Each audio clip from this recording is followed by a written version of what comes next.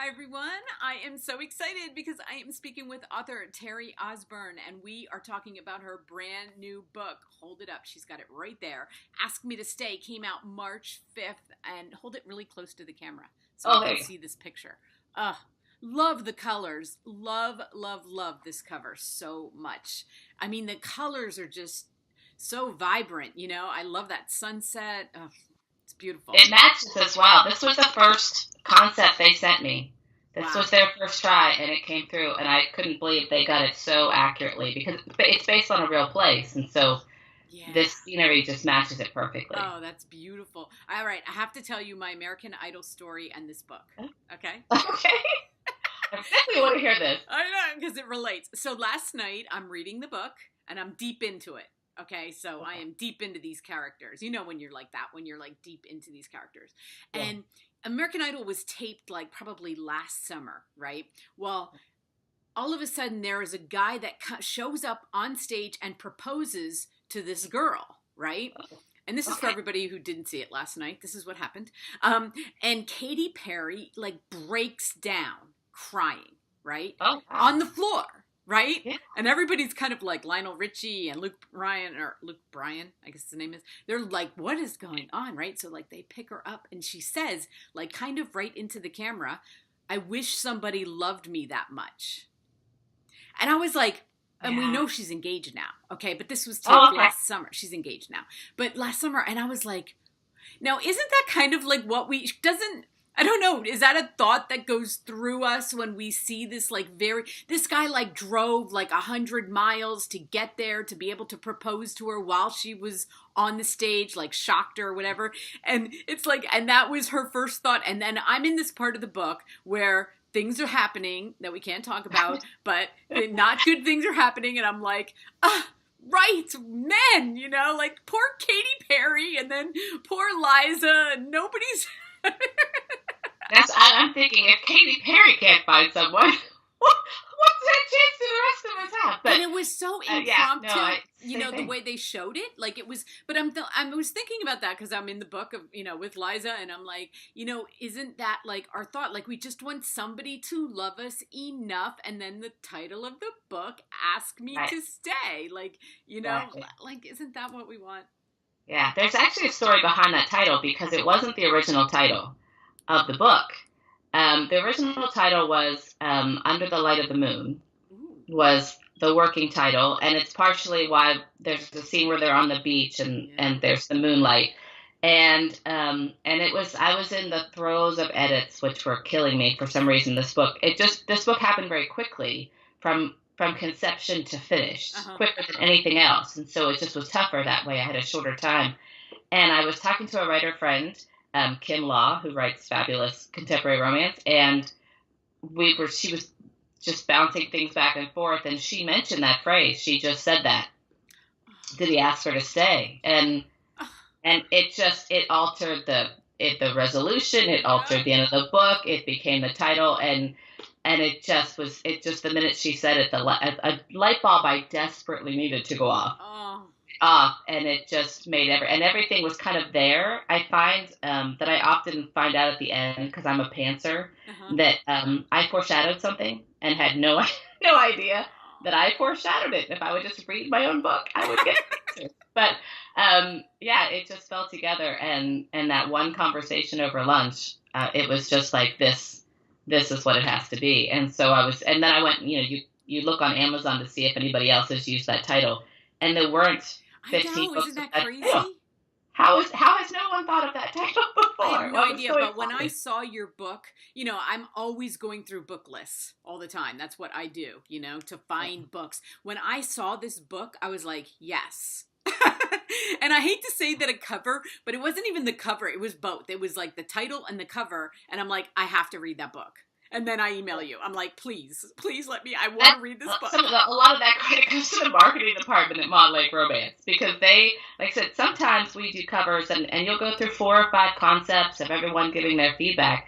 And this was out of the gate. This was the one they sent to me. And the only question we had was whether the title would go on the top or the bottom. That was literally the only question. But they had, I fill out a questionnaire and I I get to give input on this is what it could be. These are some of the scenes and what the setting looks like. And they just nailed it right off the bat. And when it came through, I just thought that's going to be the most perfect cover for a book I ever get, because it has the double benefit. Because sometimes you get a cover that fits the book and it doesn't appeal to readers.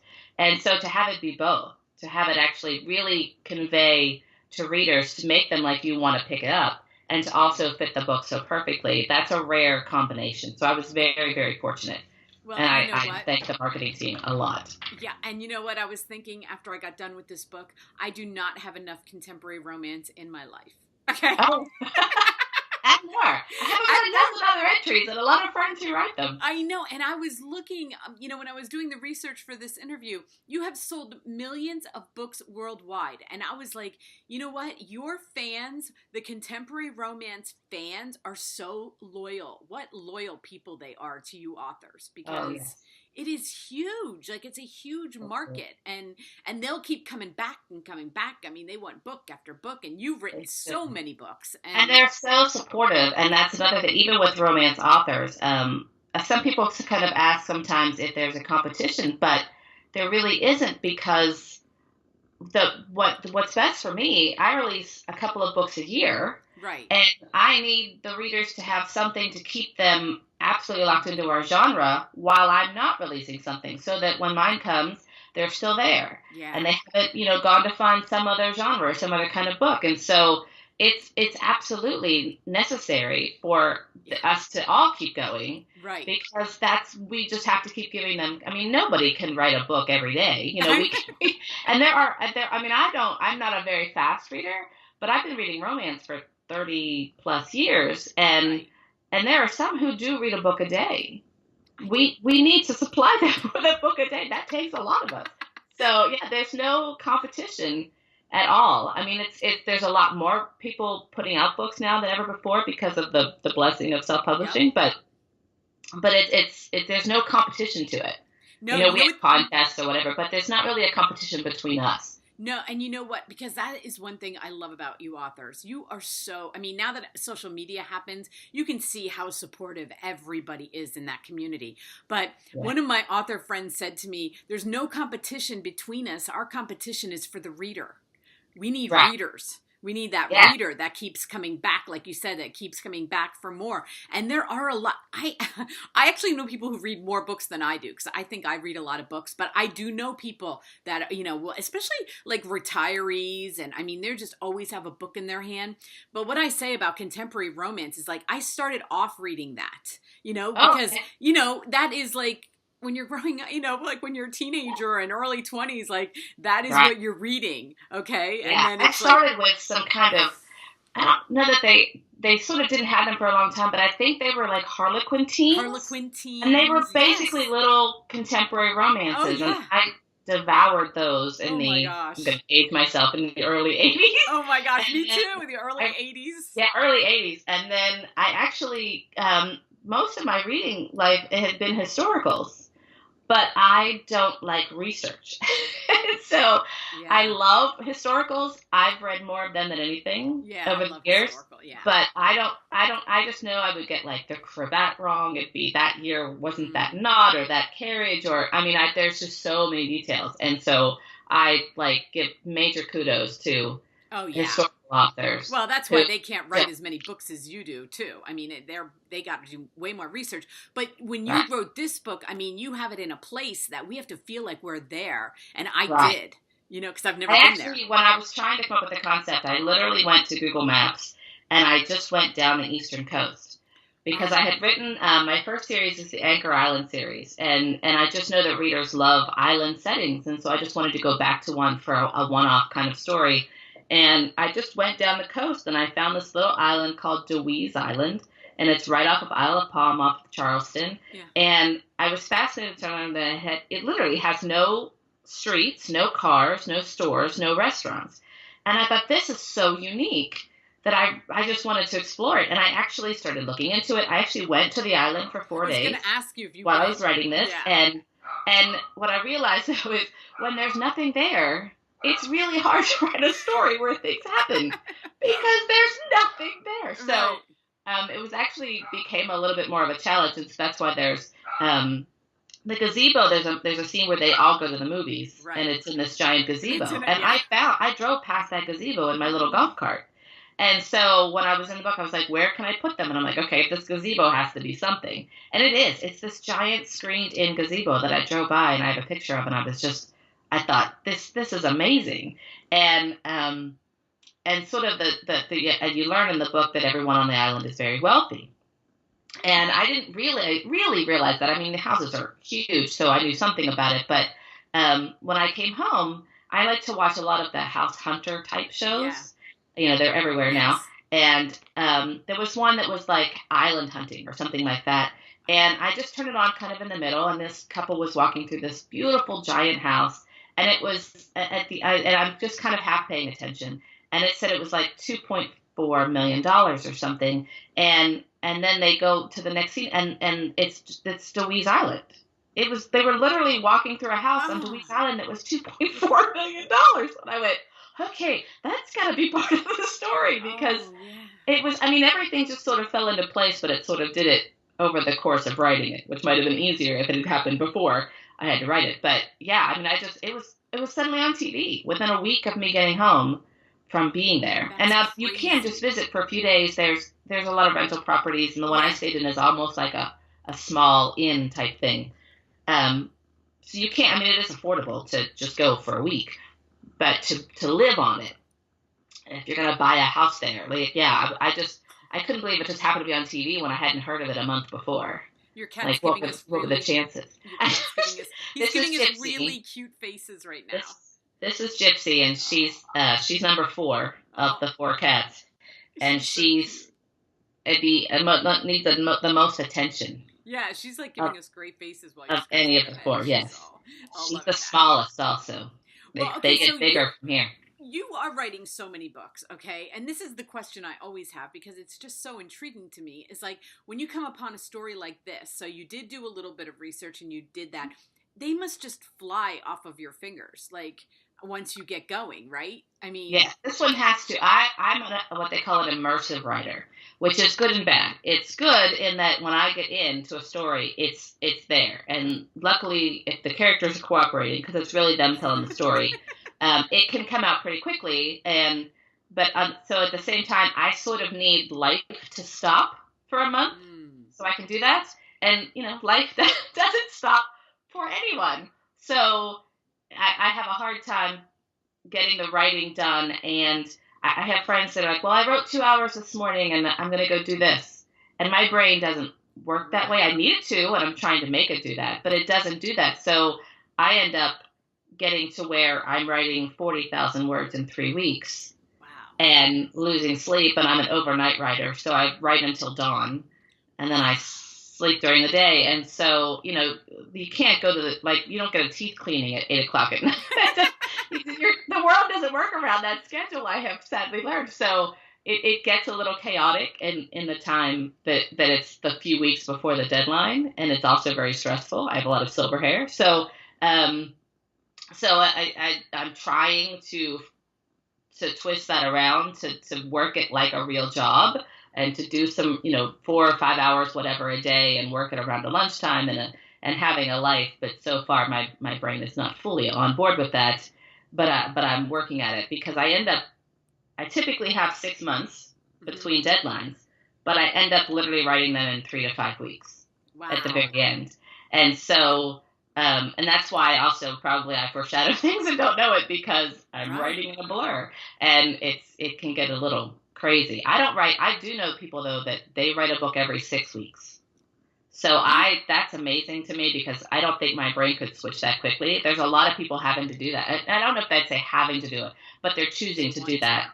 And that's how they're sort of working their career. And I really only release 2 books and maybe a novella a year, which in the grand scheme of things, in today's situation, that's kind of slow.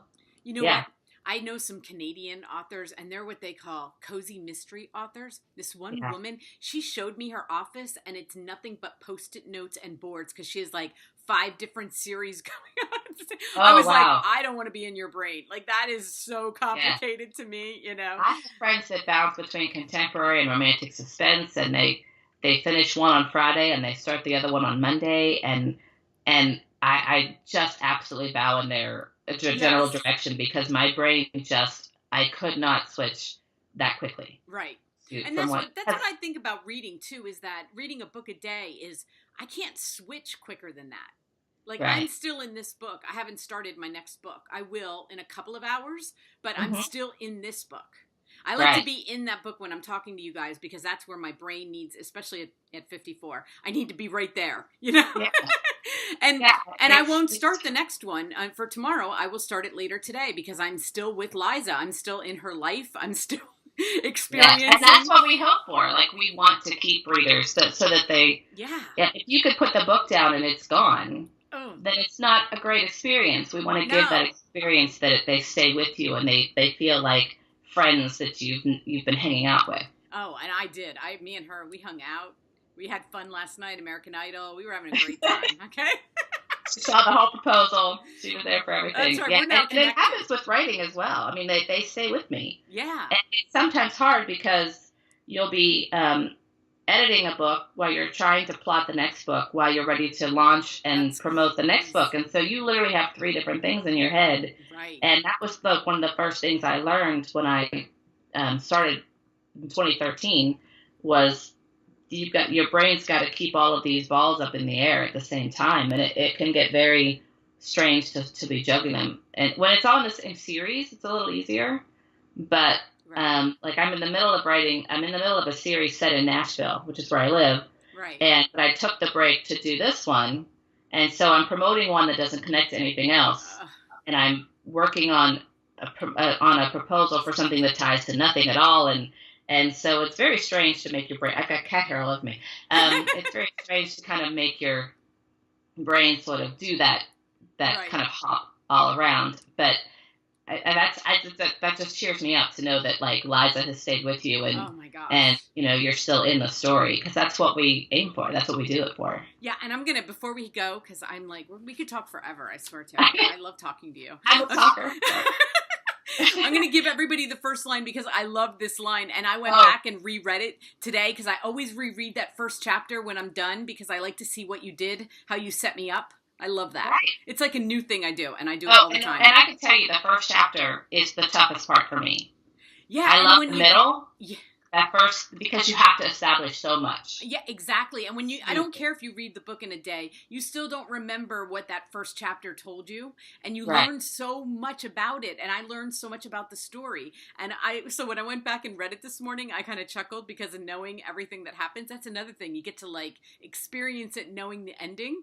And you say, there must be 100 places to hide a body on this island. And I cracked up, okay? And everybody, you have to read the book in order to understand how funny that is, okay? It is, but when I went there, I was sitting on a pier, and it's exactly as you get to this pier, and the ferry leaves, and you're just looking at this island, and you can't really see anything.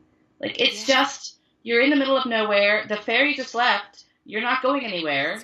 You have to get on your cart, figure out how it works, and then find your way to where you're going. And it just looks like just like I described. And so I thought, and luckily I had some people who got off the ferry with me. And one was an older lady who had lived on the island previously. And thank goodness she showed me how the golf cart works, because I didn't even know how to turn it on. And but when Liza gets there alone, there's no one. And it really is daunting to think, I mean, the ferry might come back eventually, right? And but right now you're just looking at trees and an island, and if there's no cars, you're no catching a taxi or asking at the corner store where you're going. You just have to figure it out. And so, I mean, that absolutely came out of going there. And did you write that first? I think I wrote that while I was there. Oh, while you were there. Okay. Spent 4 days on the island in April. Wow. I got the idea got fleshed out in about February to March, and then I was off and writing, and I had a May deadline. So I literally, this is the crazy part, I went to Europe for 2 weeks in May. So I wrote this in Paris, and I wrote it on a plane over there, and I wrote it in London, and I wrote it in Berlin, and it was written literally all over the globe because I had that deadline, but I already had that trip planned way before I even knew there was the book came to be. So like I wasn't canceling Paris. Who cancels Paris? So canceling Paris and London. So this book got written all over, but I do think that I wrote that beginning when I was actually on the island. Wow. So okay. That's do we have another book coming out this year? Yes. Well, I'm like, yeah, I do. I have, so I actually have a lot of releases, but they're sort of short in a novella. So I have a super steamy novella coming out in May, and it was in an anthology years ago, and I just never did anything with it by itself. So, now the dog's coming. This is Rigby Musket in the picture. That's right. Really, this is my Rigby. Gosh. This is the bane of my existence.